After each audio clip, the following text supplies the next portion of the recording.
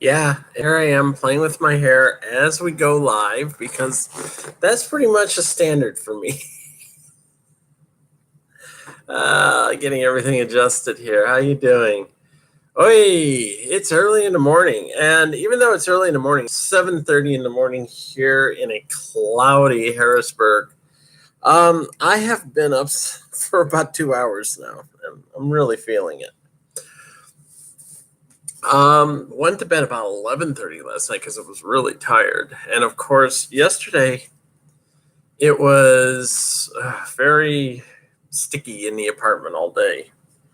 The air conditioning has finally come on, and I've had it running since I got up. And the apartment hasn't completely cooled yet. It's been hot and sticky. Basically, yesterday for about half the afternoon, most of the afternoon actually, I was just sitting around the apartment in my tank top and booty shorts. Seriously, it was just too miserable to wear anything else.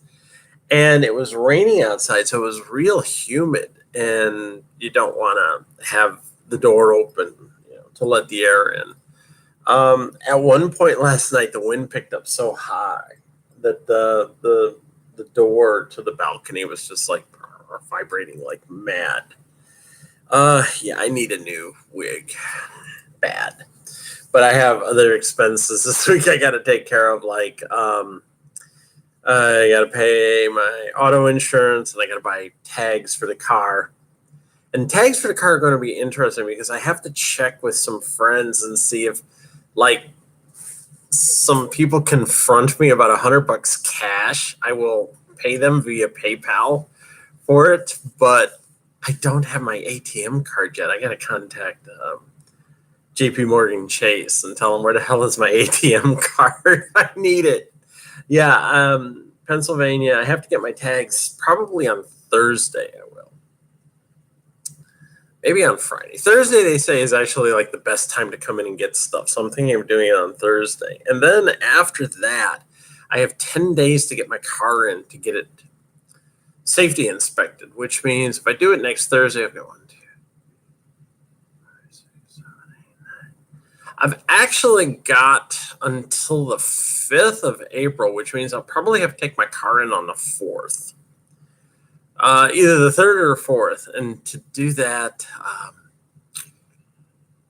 yeah, I'm really going to need my ATM card because I don't have a credit card that I can pay. And I know I'm going to need to probably pay over $1,000 to have my car fixed up so that it's street legal. God, yeah, Pennsylvania really screws you on that. Indiana is emissions control, but here in Pennsylvania, it's like you got to have a safe car to drive on the road. You should see some of the cars I see driving around with safety stickers on. No, and it's like, who the hell did you pay off to get this shit done? So we'll see. But yeah, I'm gonna get my plates next week, but I've got to get the cash for that. Unfortunately, here getting plates for your car, it's like $40. Seriously, it's like a $40 fee plus a bunch of other shit. So for probably about $50 or $60, I can get tags for my car. It's what I need. Seriously. And then I gotta take my car in and have it safety inspected. So I'm gonna probably save that for like the following Thursday, make an appointment to get my car in and say, check it out. And then give me a rental. Yeah, give me a rental, people, because I need to be able to get around.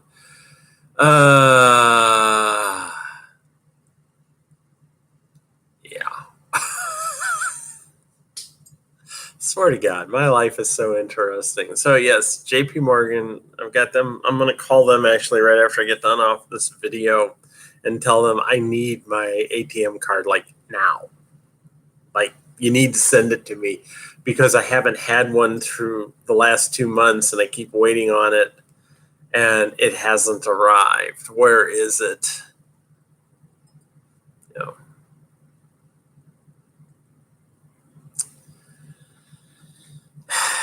Also, I'm kind of still waiting on that big tax refund I got coming. to pay for my car and pay for my state taxes, among other things. So what has happened to me this week? This has been a real interesting week. Actually have a lot of good news. But first off, going back to something I talked about last week, I actually have a job. Kind of, yeah. I mean, really, I do have a job. I'm writing freelance now for the online magazine Monsters and Critics. Yes. And I will later actually put up the link for it. I have to double check to make certain I actually said this right. Yeah, Monsters and Critics. Like I said, I will put up the link for this. Not only am I writing for it, but Rachel Simbakis from I'm looking at all this stuff. Rachel Simbakis from the Snarking Dead is also writing. Like I said, we're part of a, I guess you could say, we're part of a package deal. So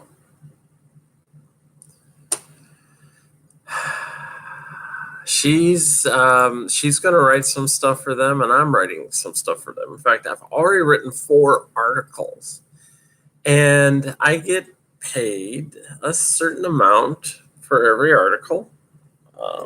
Let's put it this way. If I write an article a day, I will make $300 in a month. So that should give you a pretty good idea of what's going on. So actually, if I can do close to $300 a month in articles for Monsters and Critics, when you add that into what I'll actually be making from my pension, there's my rent. But, it's like I got to come up with an article every day, and that's kind of hard. So, and I get paid once a month. So I'll get paid at the end of the month. Not this month, but I'll actually get paid at the end of May. So, I need to generate about $100 worth of income for April so that when the end of May comes around, I get like $400 or so. And when I do recaps, I get double my rate because, like I said, you actually have to sit and watch the show to do a recap. So I probably will end up doing some of my recaps for Fear the Walking Dead on Monsters and Critics as well, which is, like $80 right there for recaps. I've already highlighted a show that's going to be on Amazon. And I'm hoping when it comes out, I'm actually going to also apply to get screeners from both Amazon and Netflix. Rachel does that now. She's actually had a screener and watched a Netflix movie that has come out. Because now I am a media person, so I can do this. And then we can recap that right away, I got a lot of things to do today. I do. I really do. I have 3 or 4 things I need to actually get done. Jesus. It really is. This is it never ends, man. It never ends. But yeah, so I will have some income coming in. I'm hoping that this is going to help supplement, when I start collecting Social Security and my pension, that if I can generate enough income, basically, if I could generate $400 a month from writing, and with a gift from my pension, that's really my rent right there. That pays for my rent. And then Social Security, when I start getting that, which is going to be $1,800 a month, plus once you get the, once you take the taxes out of it, it's about $1,400 a month. That should get me by when I'm not being sued for like credit card payments and stuff like that. That's where bankruptcy is going to come in and pay for a lot of that. So, oops, my phone. And this is the other thing. Oh boy, I turned the sound off. I had to go through yesterday on my phone and delete a ton of shit off my phone because I had like 300 meg left. The phone has gotten to the point where the apps are taking up so much space on the phone. It literally doesn't have any space anymore. So I don't know how much I need a new phone. That's one of the things I'm waiting on when I get my tax check. I'm going to buy a new smartphone and like a 500 gig chip for it so that I'll have something because I really need that. I have the Patreon as well now. I don't think I talked too much about that, but I do have a Patreon now. The problem I have with the Patreon is I don't know what to do with it. Now that I have it, I really don't know what to do. I'm like investigating what I should be doing with it. And one of the things I'd like to do is release some of my work that has never seen the light of day, and maybe even write some new stuff.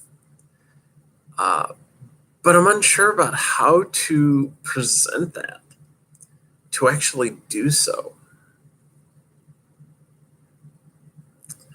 It's real weird. It's real weird. I've got this, and I just don't know what to do with it. I know there's the possibility of making money off of it, but I just don't know how yet. It's weird. So I have this, but I don't know what to do with it. And I'll figure it out. I hope to actually have something going. I hope to have something posted by my birthday, which is in 2 weeks. 2 weeks. So, but now I am staff writer at Monsters and Critics. And I was told by the editor already they like the first few articles I've handed in. So I got to keep that pipeline running. It's looking for stuff. I'm actually finding myself getting up and spending like a couple of hours doing research on the internet, trying to find things to write about, which is not always easy. But I will actually post the link with this post so that you can go and check it out. And just search for Cassidy Frazee, and you'll see the 4 articles I've already written. So there you go. So yeah, a paying gig. And so far, I will have made like $40, which up to this point is real close to the total amount of money I've made selling my novel and my short story and my novella on Amazon and Smashwords. I think altogether, I've actually made probably about $70 total in selling my novel and everything else, which means I've never recouped the money I spent to do the cover for Her Demonic Majesty. I actually spent like $250, and I was getting a bargain on it. Yeah.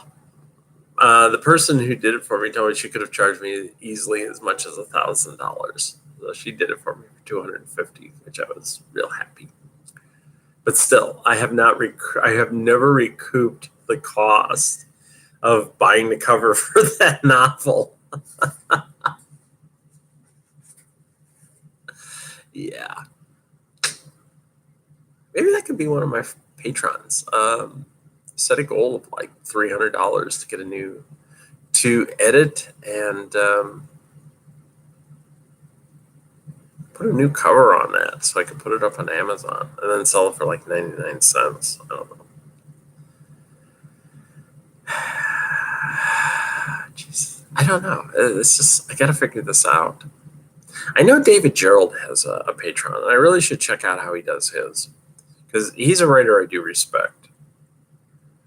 Also, he spanked me once for making comments about George R.R. Martin, which actually were kind of well-deserved, and I apologized to him in a private PM, saying that, yeah, you're right, you're correct, I'm sorry, I should have said these things.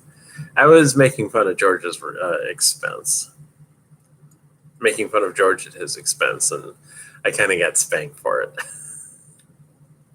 So, happens. But if you're going to get spanked by a writer, getting spanked by the father of the Tribbles is not a bad way to go. So, like I said, he's a guy whose opinion I do respect greatly. So, I should check out his Patreon and see how he does his. Because I know that's what he does. He generates income through his Patreon. So maybe I could get some ideas. So yeah, that's where the writing's been going. Having to do research, having to write stuff, right? Writing under spec. I mean, it's like I didn't write yesterday because I was like, I got shit to do. And then I came back and I noticed one of the things they had on Amazon Prime is they've got season 1 of the original Outer Limits on Amazon Prime now. So if you are like a fan of that show, and I was when it was first run, yeah, check it out. I watched like I think the first 5 episodes yesterday. I've seen up to the 6th finger.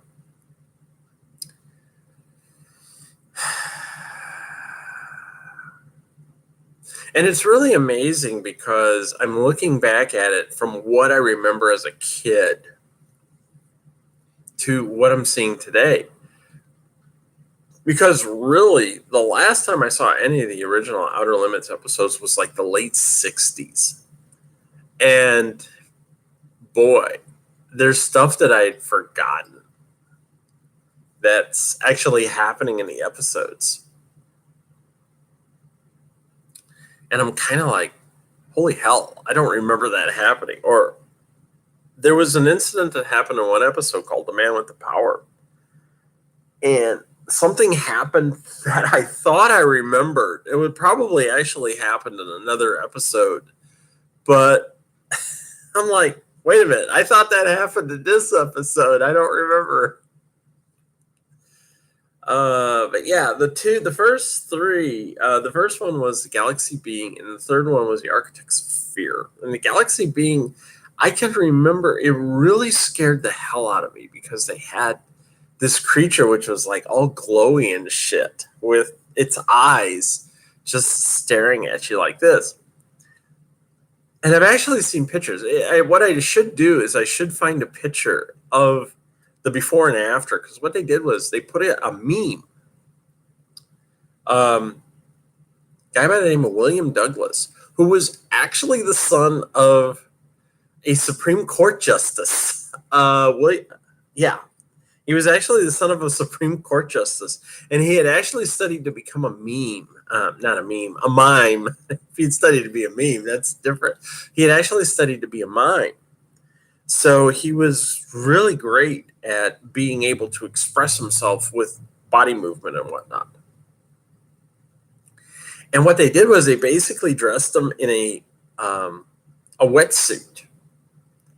And in some of the scenes, you can see like a bulge in the chest. He had an oxygen tank attached to his chest here so he could breathe. It had, I remember reading, it had like 20 or 30 minutes of oxygen. So they just turned this up, seal him up, and the thing was all covered in like oil. So it shimmered, and they would film a scene and then take him out so he could breathe normally. And then they reverse imaged all the footage that they shot of him. So he had like this weird glowing shit going on the entire time, like he was a radio signal of sorts. I remember I was like, as a kid, it scared the hell out of me. Because when this came out in 1963, and again, I was 6 years old, 7 years old, it scared the hell out of me. And then the Architects of Fear is real famous because basically it was, if you ever read the comic Watchmen, Watchmen basically used the same premise where a group of scientists decide to unite Earth under a common threat. And that threat is, oh, an alien showed up. Now we need to be afraid of this alien. And they had there was a Hungarian stuntman, Janos Proknos, who actually built the suit. It was on stilts, and he climbed inside of it and would actually work it, of the Thayan, the monster. And he's also well known. He was in the Sixth Finger as the intelligent monkey, and he's also known as the Horta from Star Trek, where he just basically crawled up and ground with this rug over him. And he used to do he had a bear suit that he was real good at too. But when they originally showed the Architects of Fear, and this is true, I can remember this, when they showed it first run in the Chicago market, there were a lot of affiliates for ABC because that was the network the Outer Limits were on. That, they saw the advanced screenings of the episode before it aired because nothing was, everything was on tape delay. They filmed all this shit and it was on delay. And some markets felt that the Thayan was so frightening that they blacked out whenever they would show the creature. They would black it out. They put a black band on the screen so you couldn't see it. And some markets actually would not run the last act, like the last 15 minutes, until after 11 o'clock Eastern time. They did. They were so worried that people were going to be scared to death of this thing. And you look at it now. I mean, I was watching it yesterday. And I'm going, seriously, man.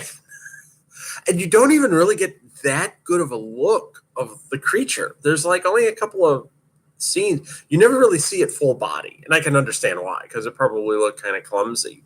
But you see it walking on its spindly legs and stuff. And I was like, holy Christ, really? They had to black this out?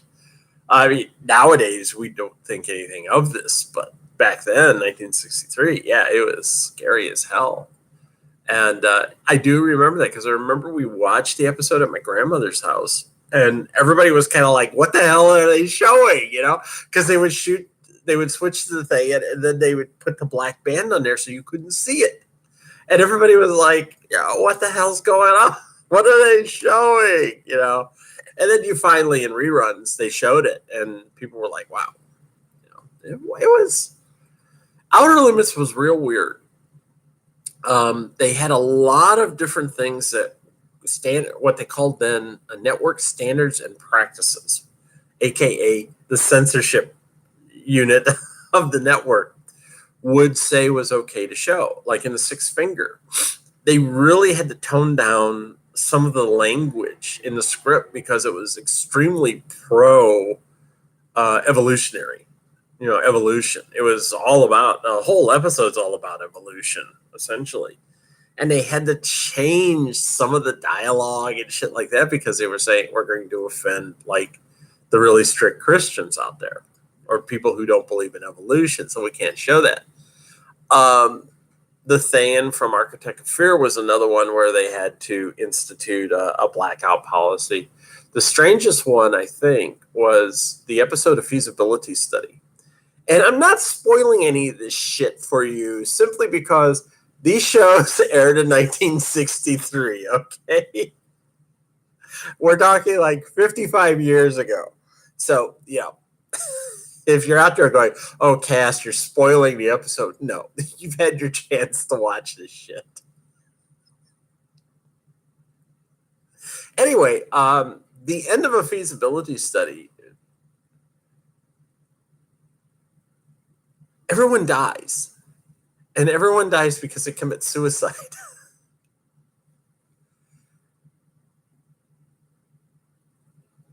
And the script was approved, but when they filmed it, ABC watched it and it was like, you have everyone killing themselves. And the director was like, well, yeah,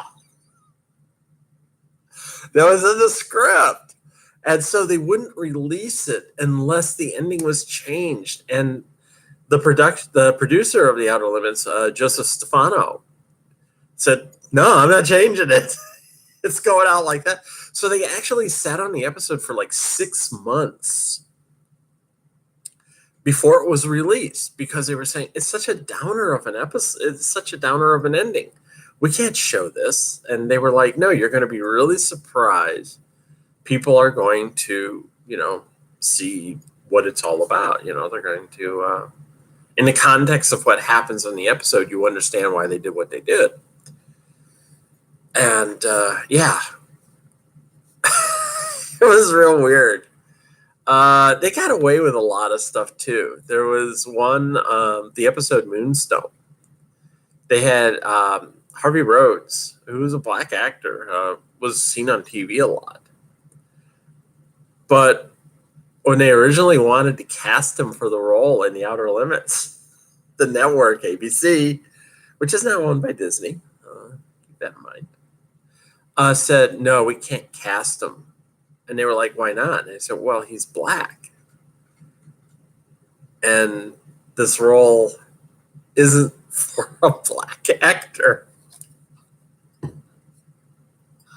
So whoever was submitting the script, I think it might have been Joseph Stefano, said he took this, whoever it was, I don't remember. They took the script and in the area where they're defining in the script who the character is, they wrote black. A black man, and handed the script back and said, now we can cast them. And they were like, oh, okay. Seriously, this shit happened. They were just like, we can't cast him in the part because the part doesn't specify a black actor.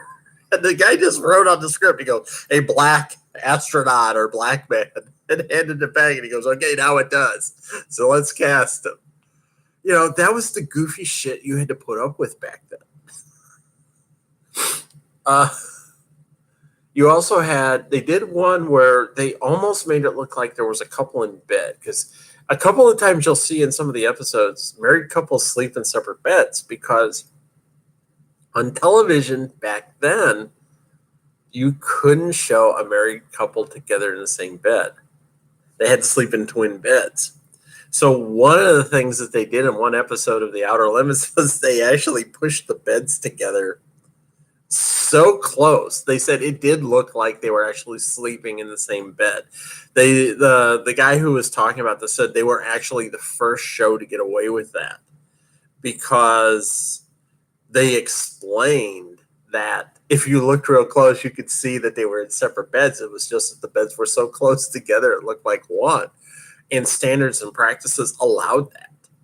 But they said, it was such a goof. It was so stupid. Everybody hated that rule because, everybody knew, that's just not the way it is. And to show you how long it took to get over that one, the first television show that actually used to show a married couple in bed together was McMillan and Wife with Rock Hudson and Suzanne Pleshette. And that was in like 1970 on NBC. Yeah. And the irony there is, of course, the husband was Rock Hudson, who Suzanne Pleshette, I can remember reading, said she used to love working with. Whenever they would see, the premise was he was a police commissioner, and at night he would actually come home, and him and his wife would have these long discussions in bed before they would go to sleep.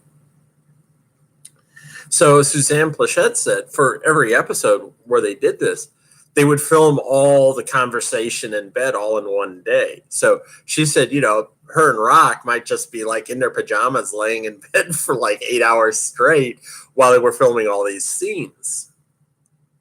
And she said, sometimes they would actually, like, at being television, you'd get 2 or 3 scripts that you were going to film back to back. So sometimes they would actually have like a couple of scripts and they would film all the bed dialogue together. And she said she really used to love working with Rock in bed because she said they always had stuff to talk about. He was a really witty dude.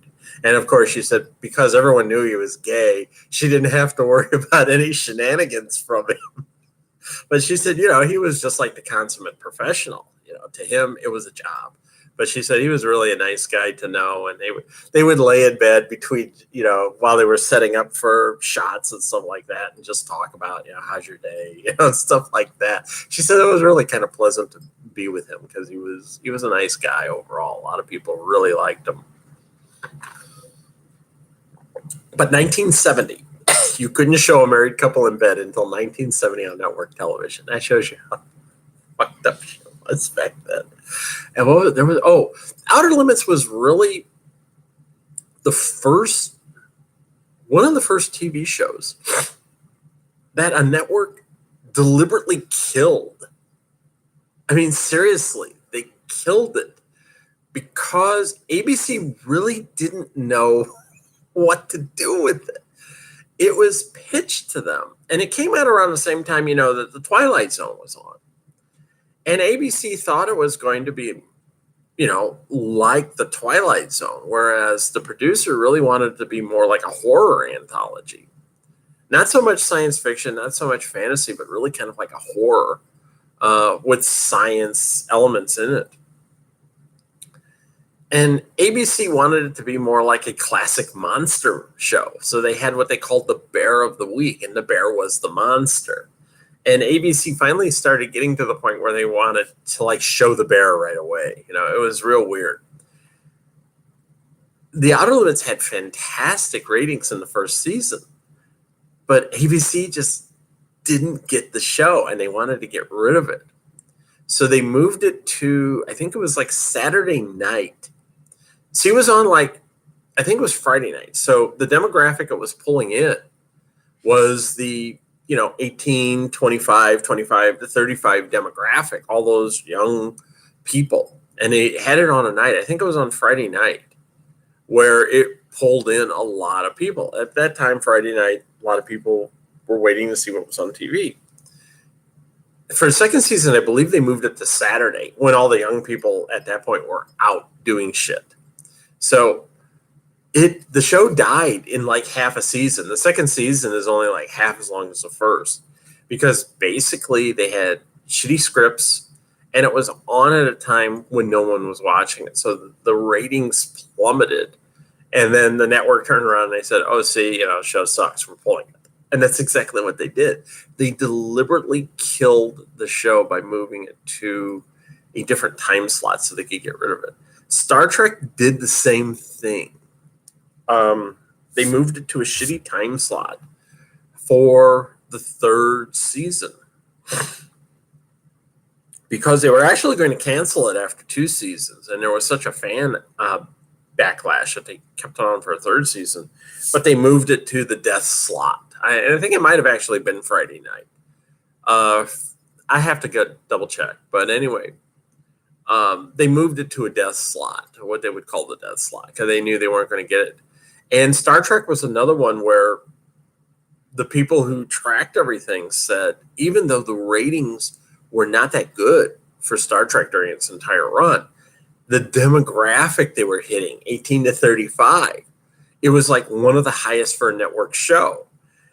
And even the people who came back and tracked all that stuff told the people at the top of NBC, you guys really screwed up because this show was making money for us where we needed it, which was with the advertisers who were happy that we were pulling in that big demographic. Which, of course, now we know they were correct. Because how long has Star Trek in one incarnation or another been on? It was also the first really, really, really successful TV show in syndication at one time in the United States alone. Star Trek was in syndication on 174 local networks. It was actually said during a significant portion of the 1970s. There almost wasn't a time when you couldn't watch Star Trek unless it was like really, really early in the morning, like 2 a.m. until like 10 a.m. They said it literally like was almost 7 days a week. There was some place in the United States you could watch Star Trek at some point during the day because it was on in syndication, and now we know, that's what really carried it into a bunch of movies, which are still going on, well, more or less. I think it's only a matter of time before they reboot Star Trek again. Seriously, it's like just from a 3-season show that NBC killed because, again, they didn't understand it. It was science fiction, and they didn't understand it. The only person who really understood it, and she fought to save the show in the first season because NBC was nearly going to cancel the show in the first season, was Lucille Ball.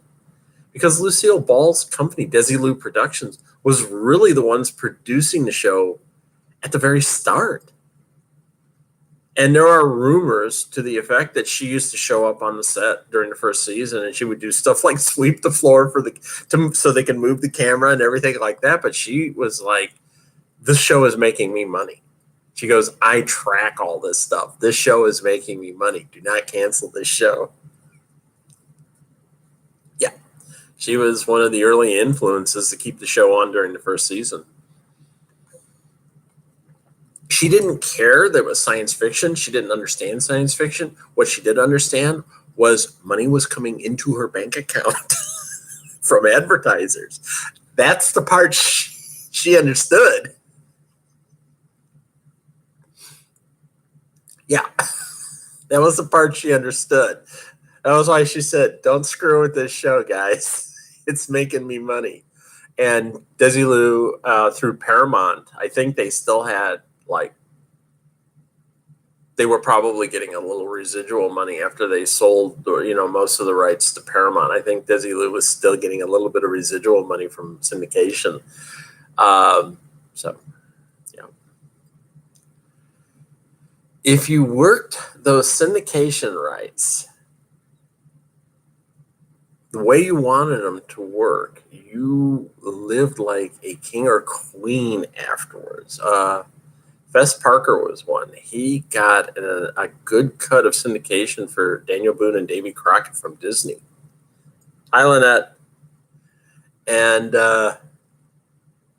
he basically stopped working because, like you said, he made like tens of millions. I had heard one time off a syndication he had made nearly $100 million.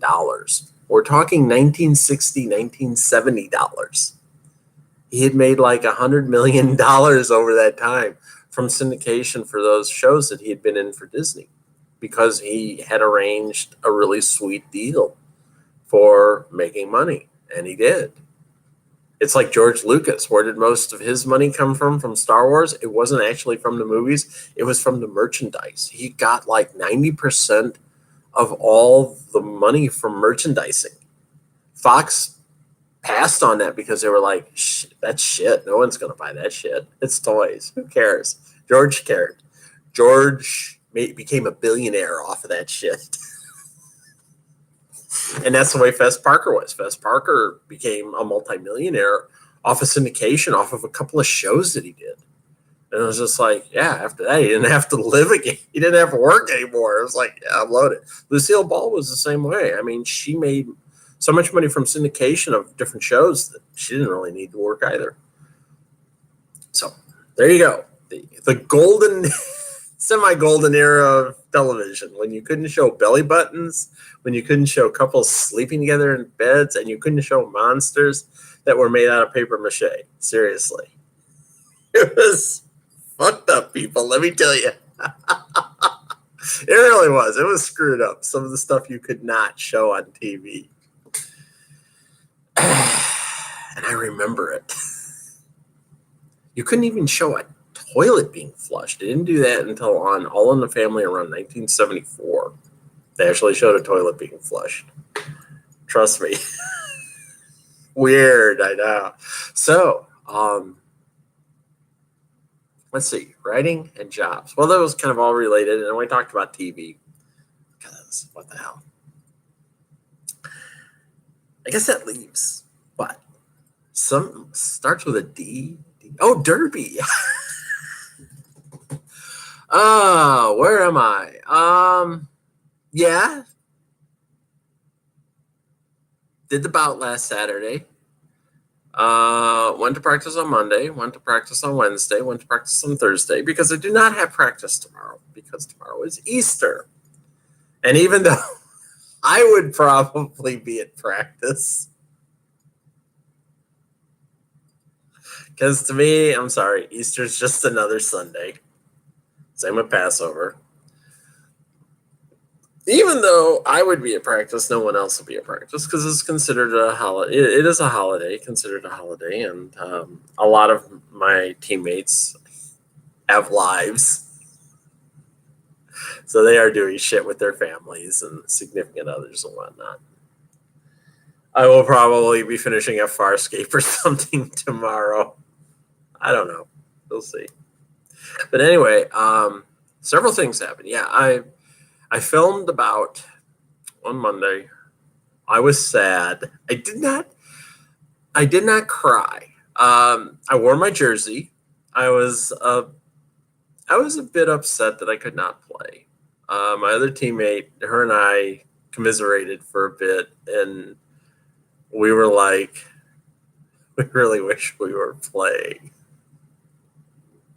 I was in the program, however. I have appeared in 3 programs. I made the joke, I've been in more programs than I have Derby bouts. I've been in 3 programs. I've only played once.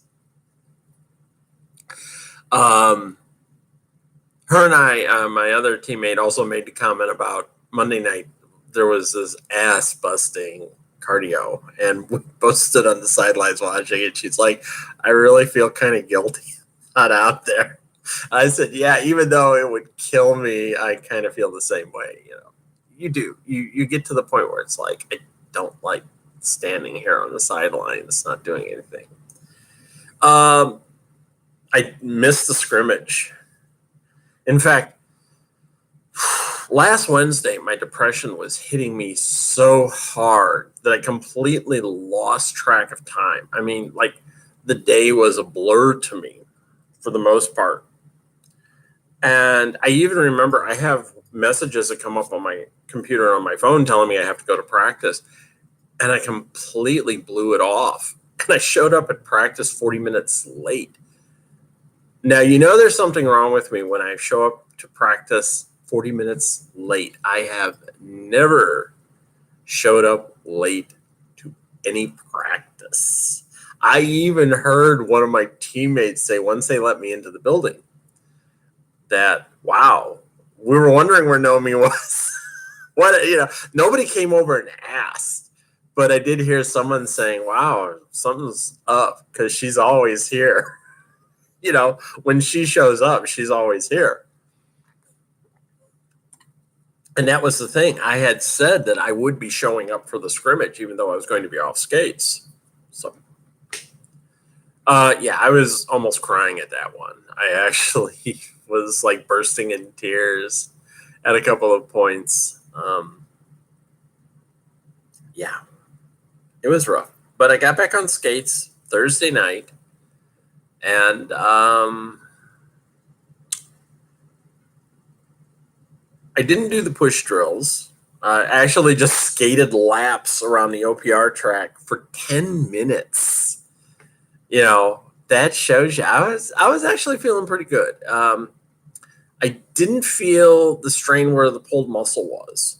I felt a little tightness along my lower abdomen, and I think it was more from the fact that I haven't used it in a week and a half than anything else, because it was never really painful. It was sort of like that strain you get when you're using your muscles, and after you stop using it, I mean, I still had a little bit of it in the morning when I woke up the next day, but like by 9 or 10 o'clock, it was completely gone.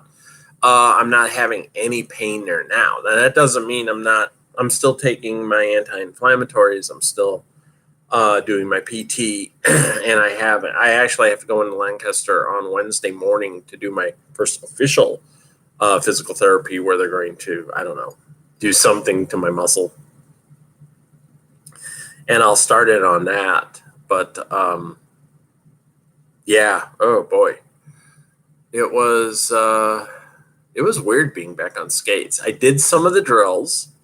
Anything where it looked like I was going to have to do a lot of pushing, I bailed out. I was just like, I would even look at the coach. I go, I'm bailing out. And she was like, okay. So I would bail out and either go work on footwork or skate around. At one point, I was actually skating backwards around the track, trying to work on my backwards crossovers. But there was other stuff I did. I actually did some hitting. I can do some hitting, and that didn't bother me. I was actually doing some hitting. I did a footwork drill.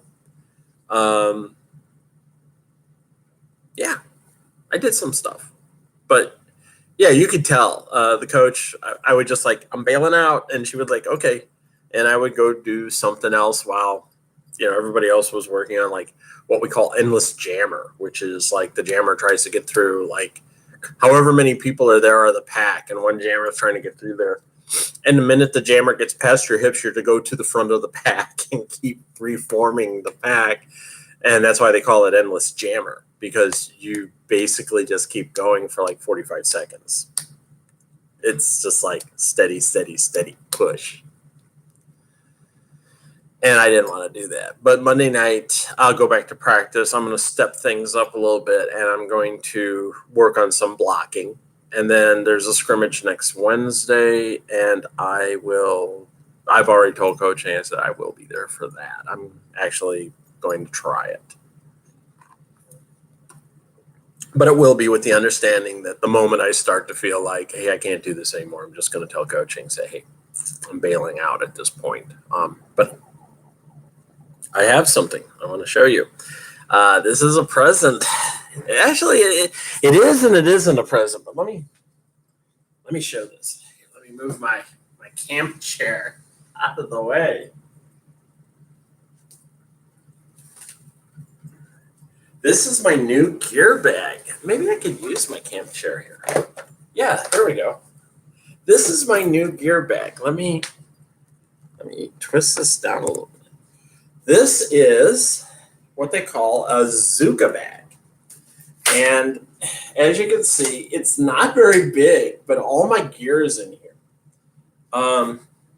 This is the side where I keep my water bottles. And this is the side, as you can see, I have all my tape in here. In this right here, there's a little bag. Right here, I have my tools in here. I have my helmet attached to the handle. And over here, like I said, water bottles go here. Inside here, I have my scrimmage jerseys. And here's the front of it. And I will unzip this. And as you can see, there's all my gear. That's it. My skates, my knee pads, and my elbow guards. My elbow pads and my wrist guards are actually in further. And in here I have like one of my Sharpies and Band-Aids and stuff like that. Here I have another Sharpie. I have lots of Sharpies. And I have my mouth guard. And then in here I have like my lap counter, my ibuprofen, and my Body Glide, which I need for when I'm wearing booty shorts. And this, and it zips up. Gotta squeeze it up a little bit.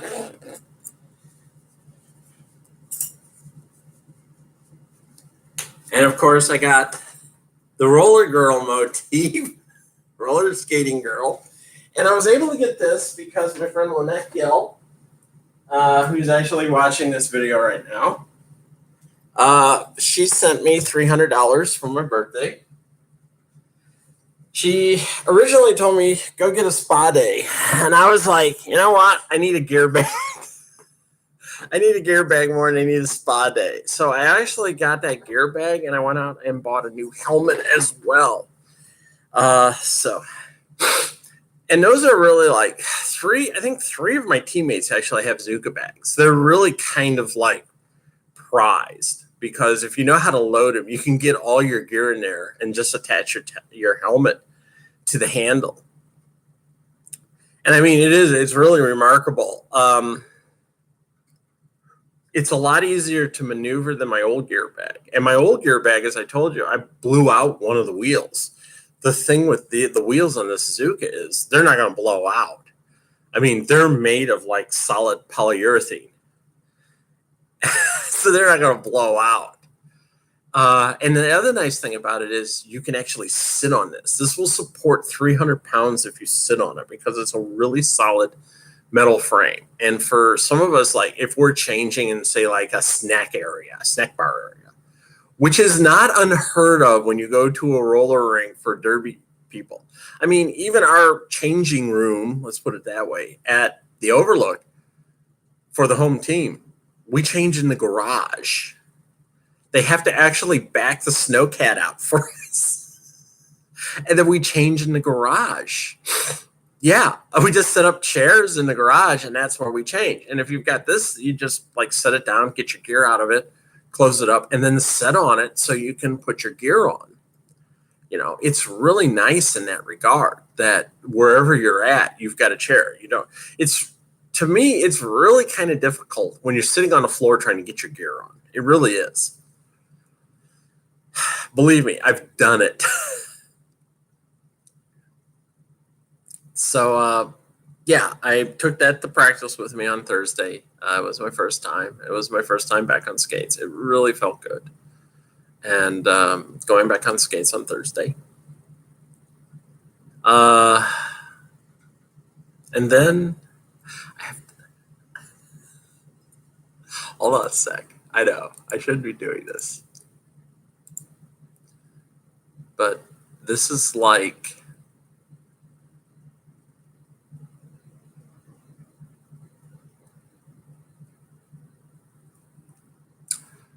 I'm checking again for like the third time because I can't help it. But yeah, the roster came out for the Blitz's last game of the travel season. It's the last home game actually for us. And there I am. I'm looking at it right now. And I'm on the roster. Not as an alt, but I am actually going to be on the bench. And I was crying yesterday when I saw it. I really was. I was crying on Wednesday night. Wednesday night at the scrimmage because I was like, I don't know if I'm going to make the roster. I don't know if they're going to let me on. I had told coaching, I said, I've done everything that has been asked of me. I've been off skates for a week and a half, and I'm really feeling better. And I've been doing my PT. I don't have any muscle strain. I'm going to take it easy when I get back on skates tomorrow. And the roster came out yesterday. I'm kind of hoping that maybe coaching saw how I was working on Thursday night, not pushing myself, and took that. And I'm on the roster, which is important to me because that will be my last game of the travel team season. I will more than likely be the non-pack alt. The way they're doing it for hard, and I believe it's also the way they did it for the way they're doing it for hard is that you'll have 6 people in a pack. You'll have 7 people in a pack. It'll be 7 blockers. You'll have 5 blockers, and you'll have 2 jammers. And there are a couple of blockers who are going to swap out. And then, as it would have been for,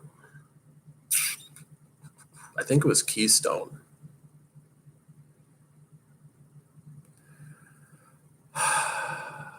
Yeah, Keystone, I would have been the non-pack alternate, which means Nomi, you're going in for this person in pack 1. Nomi, you're going in for this person in pack 2. It would have been like that most of the night. It would have been like if we got to the second half and somebody had too many penalties or had even fouled out, I could step in and take their place.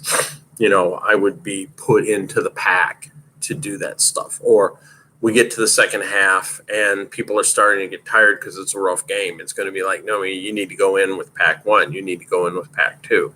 I would be recovering people off and on, which is something I can do. So I will get some playing time on May 4. Maybe not a lot. I was only in 8 jams the first time I played. But it's more important for me to actually be on the track that last game. It's like I told several people. I was on the track for the first game of the travel season, and I was with my team doing that. I want to be on the track for the last game of the travel season with my team doing that. It's what's important to me. It's more important for me to be ready for this game on the 4th of May than it is for me to play against ex-teammates next Sunday. And that's like I said, I was actually crying. I made a post saying, I'm so happy. Have you heard of it? I'm so happy I can cry. I actually was. I was crying when I saw my name on the roster. I started crying. It's like I did. I made it. And so I'm taking care of myself, working up to that moment so that I can, so I can make it. So I can be effective and play. And make 4 programs and play in 2 games. And some people might say, wow, you're only played in 2 games out of 5. I would have played at least in 4 games I know of out of 5. But it doesn't matter to me. Here's the thing. So I play in 2 games so far this season. And maybe, 16, 20 jams total out of those 2 games? Out of 48? The games I've recorded, we had like 45, 46, 48 jams. So, a sixth of the game.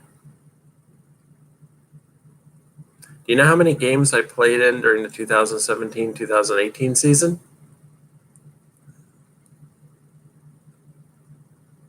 0. I played in 0 games. Do you know how many jams I played in during those 2 seasons? 0. Seriously, if you count the Battle of the Freshies, where I was going out like every other jam, literally at one point, the whole last segment. I've played it. I will have played in 3 games. So, that's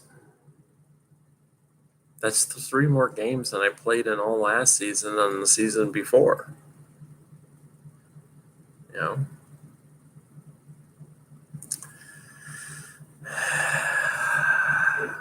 That's what's important.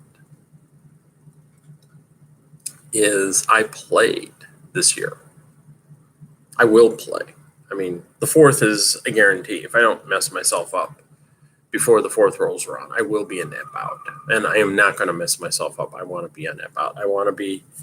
It's important that I'm going to be out there on the track for team introductions. And it is important that I'm going to be on the track at the end for that last team photo of the year. That's what I want. Yeah. I want to be out there for that last team photo of the year.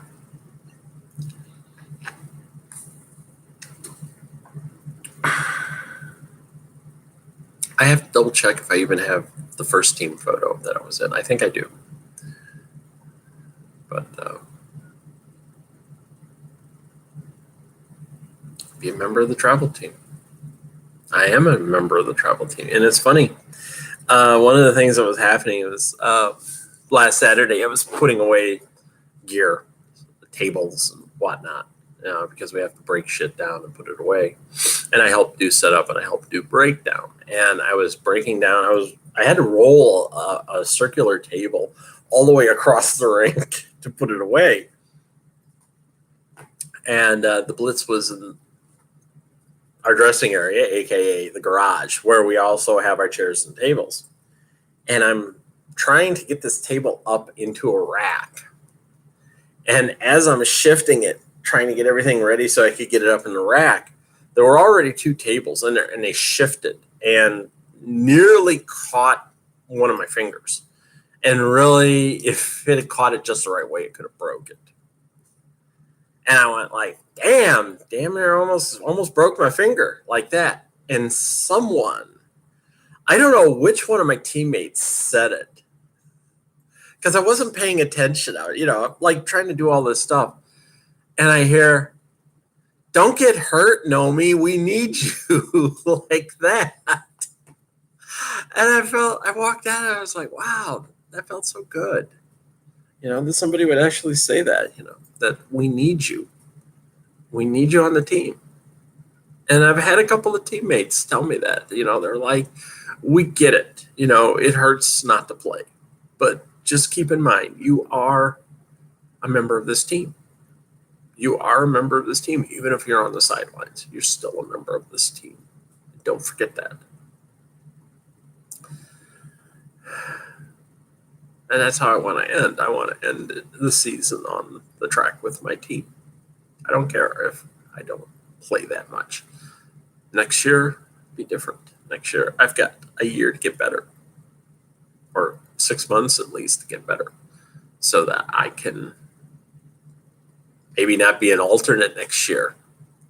Maybe actually do better and move up to a position where I'm playing more, which is really what I want to do. I will be trying out for the Blitz next year. I will. And I've already told several people, it's like, I'm going to be on the home team this year. There's just no getting around that. I will be on the home team this year, and I will get to play a lot more if I'm on the home team. But I will be on the home team this year.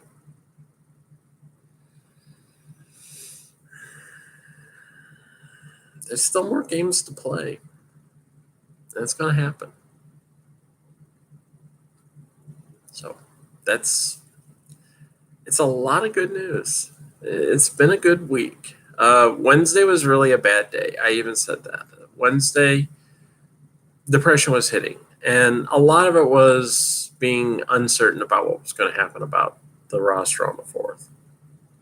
And I know there's people that say you allowed yourself to get that depressed. But there's also another thing.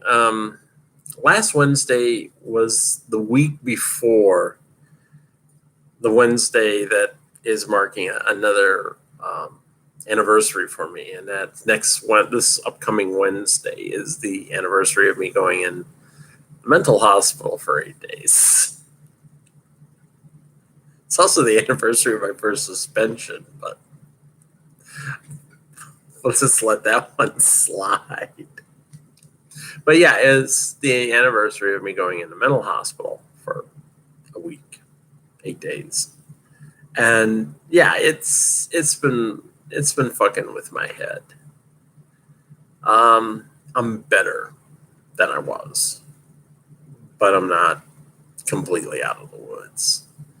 And between thinking about that and wondering if I was going to make the roster for the last travel date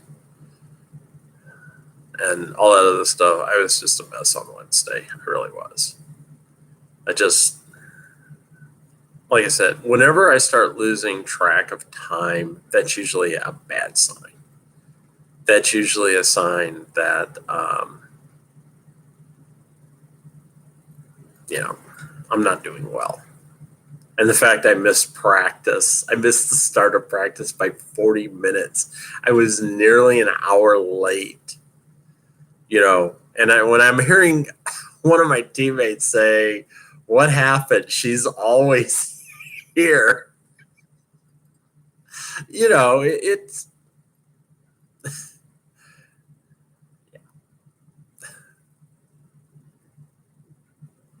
but yeah. So next Sunday is going to be kind of hard. Gee, what a surprise. But I am going to be there. I'm going to run a merchandise table. I will be in my jersey. And I have decided that, I'm there. I'm there supporting my team. That's why I'm running the merchandise table. I'm there supporting my team. And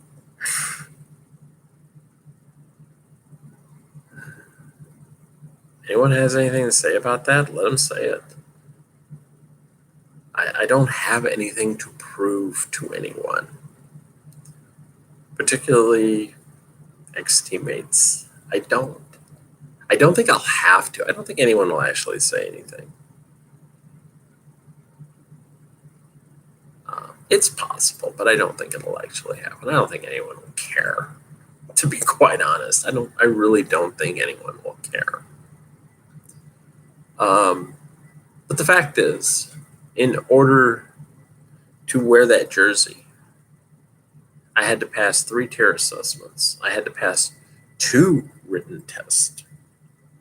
I only needed to pass 1, but then we have to take the written test every year. And when it came around and said you need to take the test for 2019, I just went ahead and took it. Because it was like, do I really need to get into an argument with coaching over whether or not I need to take the test or not? No, just take the freaking test. I've always passed the written test. I'm not worried about not passing the written test. I had to pass my scrimmage assessment. And even that wouldn't have gotten me the jersey. The only reason I got that jersey is because I got on a travel team. And I got on a travel team because I passed my travel team assessment. And that's it. You don't wear a jersey unless you're on a travel team.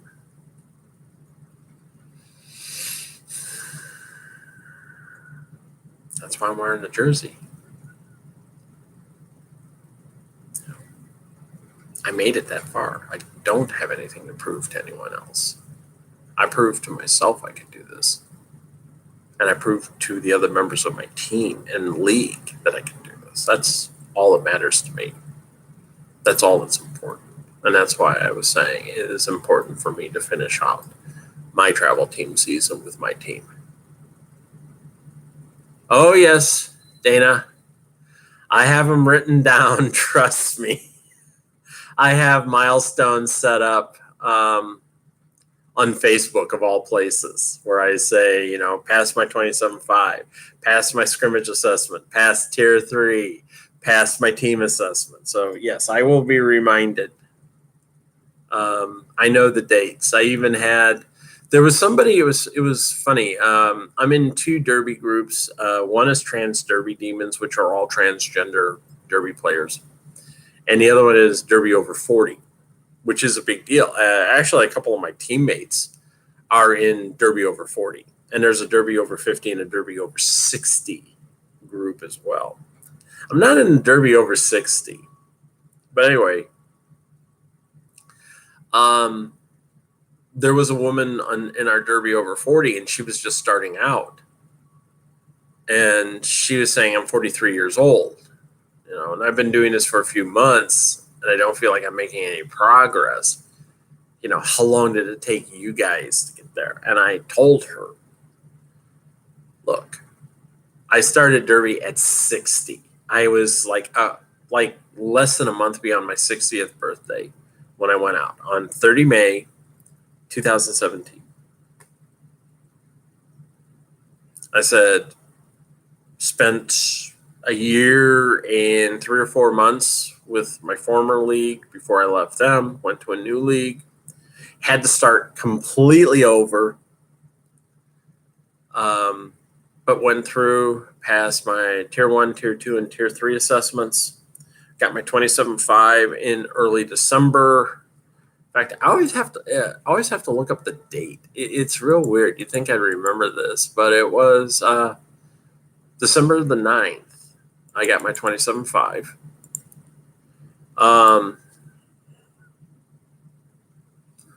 Officially passed my Tier 3 assessment on January 20. Officially passed my scrimmage assessment on the 7th of February.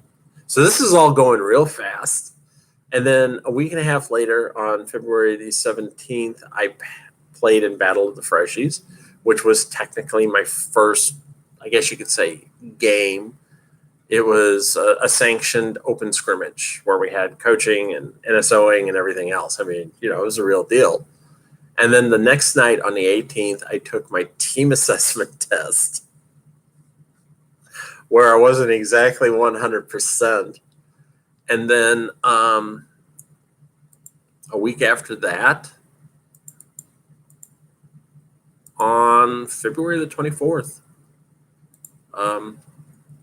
I was told, you've made the blitz. Do you want to be on it? And I was like, yeah, I'll go on as an alternate. Yeah. And then like 2.5 weeks later, on March 9, I played in my first official bout. And on May 4th, I will play in my next official bout. Guaranteed. I will take care of myself, so I play that.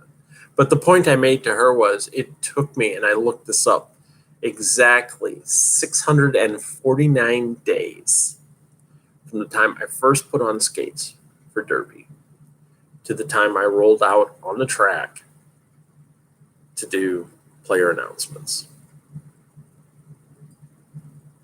in an official woofed about.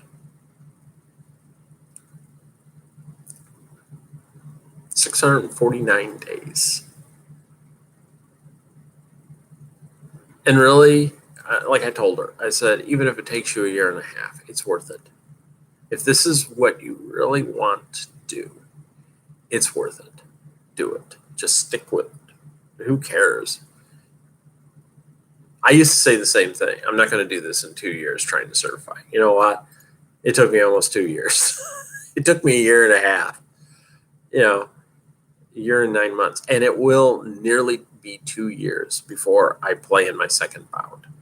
Third, if you count the Battle of the Freshies, but second official woofed about. And I like to point out that I think I'm the oldest rookie in WFDA. I mean, I played in my first bout at 61, and when I play on the 4th of May, that will be the day after my 62nd birthday. So I'll be 62 years old. So I can still say, I'm the oldest rookie in WFDA. I probably am. There are players who are older than me, but I doubt very much if there are any rookie players who are as old as me. So. And yesterday, if you're following my history, now we all know that Carrie's birthday is also on May 3rd. Can't imagine why. But yesterday was fictional Emma's birthday. Yeah, her birthday is exactly 2 weeks before Carrie. And if you ever wondered why that's the case, it was actually the birthday of an old girlfriend I had who actually kind of shafted me in a rather weird way. But we'd already made plans to go to her prom, and she decided to break up with me, but she said she still wanted to go to the prom. So I took her to the prom. It was because I'm such a nice person. And then she broke up with me to go start dating another guy. But she ended up getting pregnant by that guy. Serves you right. I'm sorry. Shouldn't say that, but yeah, she pissed me off. She broke my heart. She really did. So anyway, her birthday was exactly 2 weeks before mine. So when I was working up birthdays for people, I said, that's going to be Emma's birthday. It's going to be my old girlfriend's birthday, whose name I am not going to mention. But I have used her name for one of my characters, so I'll leave you to guess which name that is. But yes, she does show up in a story. Um, her name shows up as one of my characters in one of my stories. There you go. Not going to say which one. Not going to say who it is. It's not Emma. I will say that much. It is not Emma. I'm not that weird. Yeah. Harlan Ellison used to do that. I don't do that. So there you go. So there we go. That's the week in review. An hour and 15 I've been talking along. So I'll say about TV. Go back and watch this. You'll learn about all the TV shit that used to happen. So I'm going to post a couple of things along with this video. Hope you enjoy it. So there we go.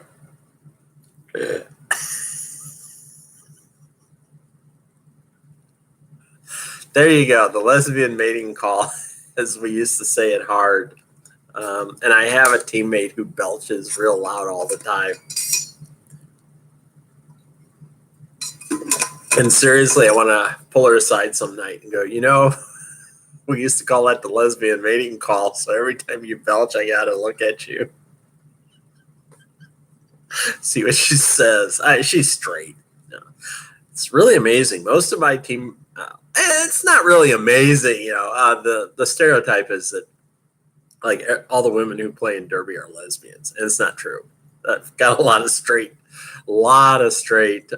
teammates. Yeah, a lot of teammates with kids. Yeah. But there's still quite a few of us who are LGBT, AIQ. Yeah, it's cool. That's what makes Derby so much fun. It's like everyone's in there. Everyone. So, but I should tell her. I said, that's. If you ever wonder why I look at you so strangely whenever you belch? Yeah, the redneck mating called before too. But you're in Colorado, so it's probably the same true down south too. Yeah, I should pull her aside and go, I look at you kind of strange every time you do that because that's the lesbian mating call. And I get confused. But yeah, she's a straight girl, but she's calling to me. Ah! It's singing to my heart. Ah! There you go. All right, enough of this nonsense. I'll see you guys next week. Have fun. Bye.